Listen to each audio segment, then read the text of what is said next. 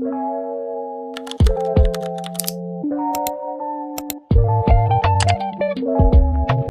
to Chapter 3 of the Founder Diaries, and by extremely popular demand, we are going into all things launch and launch strategies. If you've been keeping up with Chapter 1 and Chapter 2 of the Founder Diaries, I've talked about my journey as a baby CEO and talked about how I've made my mistakes and gone through my fair share of ups and downs, but one thing that I can wholeheartedly say is that my launch strategies are foolproof and they work. I'm going to be using my pin board behind me just to go into extreme detail because this is a very, very juicy and detailed chapter. Backing up for a second and just going into launching a business in general, this is something that just doesn't get talked about or doesn't get talked about in detail enough. So I want to be the person who really talks about these kinds of things and puts everything out on the table. I want to clue you into how long it actually took me to launch my business, Workhorse, and just the timeline of everything and all of the things that you can expect, so that by the time you're ready to launch, you are fully ready to launch. Okay, for anybody who doesn't know, I launched Workhorse at the beginning of this year, and Workhorse is my baby. It is my passion project, and it is an app that matches social media managers who have been trained by me with creators and influencers, brands and businesses, or anybody who is looking to be matched with a social media manager. That way they can delegate tasks, really hone in on the things that they're missing in their social media strategies, get personal audits, all of the things. Workhorse is my third business, and it by far took me the longest, and it by far gave me the most hurdles and obstacles. So I want to talk about that. Just to build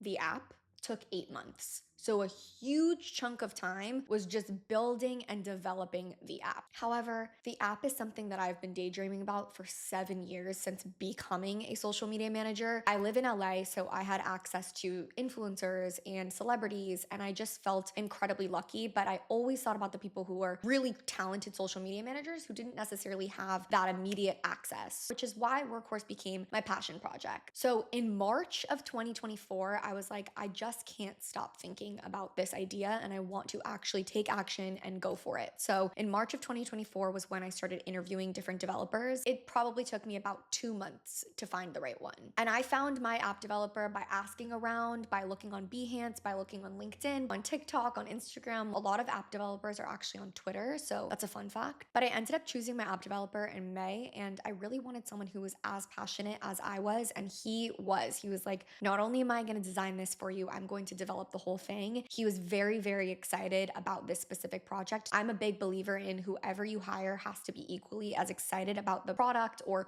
the project that you're working on. Otherwise, the result is just going to be half-assed or just not as good as it could be. So that is definitely something to keep in mind when it comes to hiring, but that's for a different chapter. But I remember we were on a Zoom and he was like, I can get this done in 3 to 4 months. And my eyes lit up. I was like, no way. And he was like, yes, definitely can get this done in 3 to 4 months. Spoiler alert, it took 8 months to completely finish the app. So timeline is something I want to get into. The very first point that I want to make here is that when it comes to your launch date, whenever you think in your mind you're going to be ready to launch, add at least 2 to 3 weeks on top of that, because you are almost never ready when you think you're ready. Things come up, things happen. I don't want you to feel extreme stress. So whatever you think your launch date is, add time to it. The other thing that I want to be extremely clear about is that you want to have a very, very strong launch strategy prior to launching. I'm going to show you what my exact launch strategy is. And then there is going to be an extended version of this video to anybody who is in my course. But the strategy that I'm about to go into is extremely strong, and it's something that I've never, ever talked about before. So let me just expose exactly what I did prior to my launch. So we see behind me that I have 4 different Post-it notes. And this is something that I used when I was going through my launch strategy. I'm a visual person, so this was really, really helpful for me. And I'm going to show you exactly how I laid it out. The first Post-it is a marker for the timeline. And then the next Post-it that I'm about to put up there is the steps that you are going to take, or that I took specifically during each period of the timeline. So step number 1 was designing and developing my app, which took 8 months. I'm going to stick this right underneath so that I can always refer back to it. Okay, so I kind of already talked about how long it takes and that whole tedious process of designing and developing an app. Moving on to step number 2, which was ensuring that I was properly legally protected, which is already something that I've talked about in chapter 1 and chapter 2 of the Founder Diaries. So I'm not gonna get too detailed here. Legal protection, trademark, LLC, all of it. I wanted to make sure that I was protecting Workhorse. And this process took from March to October. From October to December, we're gonna move on to step number 3. Step number 3 was that I hired a branding agency. Listen, I'm a social media manager. I have worked on so many projects. However, when it came to myself, I just didn't want to be in charge of branding my whole entire business. Sometimes when you're too close to your project, or when it's your passion project, or when it's your baby, it's a really good idea to get somebody else involved who has more of a bird's eye view and isn't too close to the project. So moving back on to step number 3. And this was such a fun part of my journey. I am someone who's extremely hands-on, and I'm someone who already had an idea of what I wanted the branding to look like. So I came very prepared with mood boards and fonts and colors and all of those things. The reason you hire a branding agency is because if you're not good at that, they will help you with that. So it's not a necessity, but I already had a vision for the brand and I really wanted them to just help me execute the vision. So fast forward a few weeks later, I would say it took a full month and a half, I had my branding complete. Okay, step number 4. Now was the time where I wanted to put my head down and focus on my launch strategy. And I really wanted to get everything done by the end of the year. That was my ultimate goal. So I did just that. I put my head down and decided which launch strategy was right for me and my business. There are so many to choose from. And like I said, I am going to do an extended version of this video and put it in my course for course members. But for this video, let's get into the exact strategy that I used, which was the drag and drop strategy. So in this time period was when I started to be extremely organized and made sure that I was completely set up for my launch. I started by making an extremely detailed shot list, which I will pop up, and I wanted to create at least 3 to 4 unique launch videos.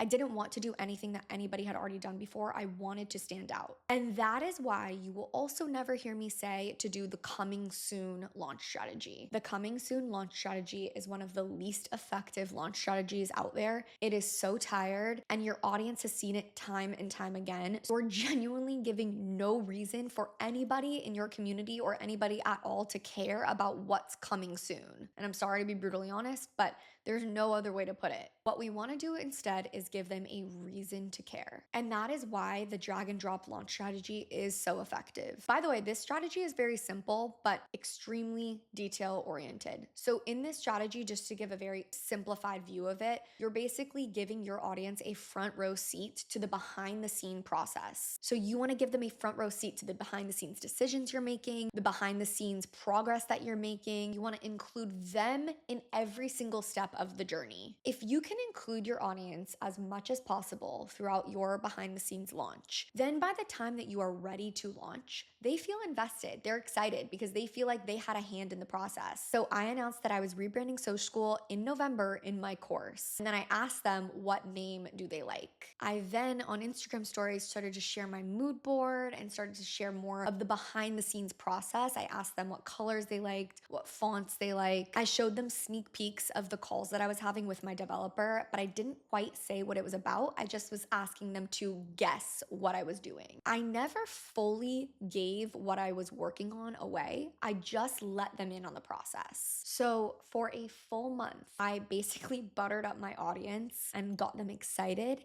But then in December, that was go time. I picked 3 strategic dates and I'm gonna show you how I did this. I actually used my workhorse planner to do this. And in my workhorse planner, there's an editorial calendar. I decided in December to kind of use this more as my launch calendar. So I put all of the dates of December in there. I wanted to make sure that I was as organized as possible and that I felt very on top of it because December is a crazy month with holidays, gift guides, and all these things. I didn't want to get buried underneath the noise. I really wanted to stand out, which is what you're gonna see and why I did what I did. So the sweet spot is to tease it on and off for about a month, and that is called the drag portion of this strategy. And then the following month, right afterwards, you wanna drop it. On December 9th, I posted my first announcement.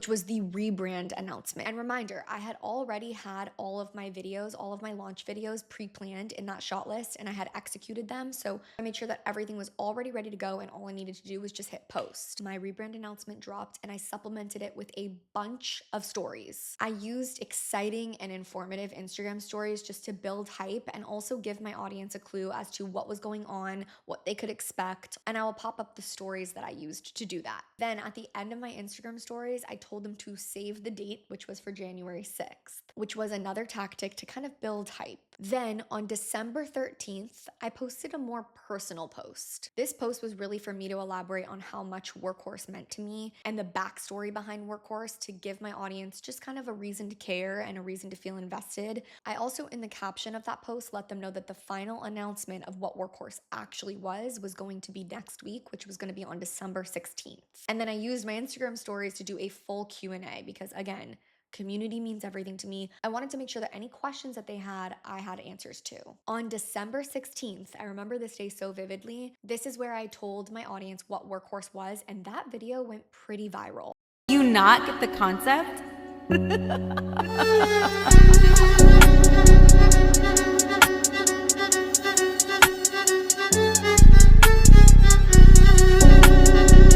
I used the caption of that video to explain Workhorse's initiative, who it was for, and then I strategically laid out everything in my Instagram stories as well. My final launch date was when Workhorse went public. January 6th was a date that I had already told my audience to be prepared for, get excited for, and I had told them that that was the day that they were going to be able to actually access the app. I remember being so nervous, and that day when I launched the final announcement and posted it all over my Instagram stories, the app had thousands and thousands and thousands of downloads. This is only to say, it's not to brag, but it is only to say that this strategy is extremely effective. This strategy ensures that you're kind of holding your audience's hand through the whole process. And if you follow me on Instagram, you will likely see that this strategy is going to pop up again very, very soon. When it comes to launching a brand, the reason why the drag and drop strategy is so effective is because it combines so many different elements, and they're all crucial elements. You are prioritizing your community above all else. You're inviting them into a process that most brands or most creators typically gatekeep. And you are showing them that they have a voice, that their voice matters. Another thing I love about this strategy is that you are forced to storytell the entire way through. You are literally hooking them based off of something that it's not even out yet. You are sharing the meaning behind your brand. So storytelling is just automatically intertwined with this kind of strategy, which is something that I love, and it's something that's so necessary. And the whole time, you are making the brand and business and whatever your launch initiative is about them, not about you. And that is always the goal that we strive for, both in content and a strategy. And I'm really hoping that hearing my timeline of things, seeing how I put together a strategy, seeing how I lay everything out in a calendar, I'm really hoping that it actually genuinely helps you. My goal is for you to be able to use this on your actual brand. But if you are a founder, a baby CEO, a creator who is watching this, I would genuinely love to know if you are launching something, at what stage you're at, the journey that you're on. If you're open to sharing anything about your business, I might be able to help you if I know more details. So that's something that I really want to open the comments up to. But I love that this is a safe space, and I know that most people don't really talk about launch strategies. It can feel really overwhelming, and my goal is always to simplify everything for you and make this a safe space. So please use the comments and ask me anything so that I can help you. And chapter 4 of the Founder Diaries is going to be all about productivity and how to manage all of the moving pieces and all of the moving parts of your business. I'm going to talk about how to content batch, how to make time to work on your product, how to make time to work on your business effectively. All of that combined with how to make time for yourself. So that is coming up in chapter 4. I really hope you loved this chapter, and I will see you on Friday of next week with chapter 4 of the Founder Diaries. Okay,